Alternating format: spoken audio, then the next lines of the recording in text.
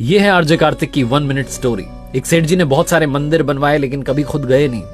बहुत सारे पुजारी मंदिरों में रख दिए लेकिन कभी खुद ने जाकर के पूजा की नहीं।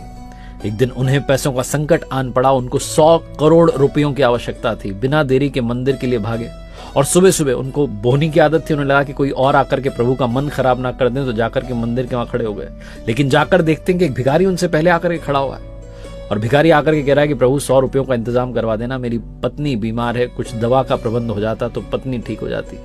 सेठ जी का दिमाग खराब हो गया कि आकर के ईश्वर का मन खराब कर रहा है सुबह सुबह 100 रुपयों के लिए। बिना देरी के जेब से निकाल करके 100 रुपए भिखारी को दिए और कहा चलो निकलो।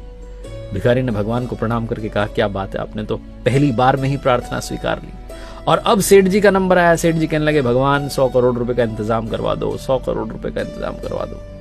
प्रभु मूर्ति में से प्रकट हुए और कहने लगे कि एक भिखारी से तो तूने मेरा पीछा छुड़वा दिया, लेकिन तुझसे पीछा छुड़वाने के लिए मुझे तुझसे भी बड़ा भिखारी ढूंढना पड़ेगा जो तुझे आकर के 100 करोड़ रुपए दे दे। सेठ जी की आंखें भीग गई। उन्होंने कहा प्रभु ये क्या कह रहे हो, आपने इतना बड़ा ताना दिया।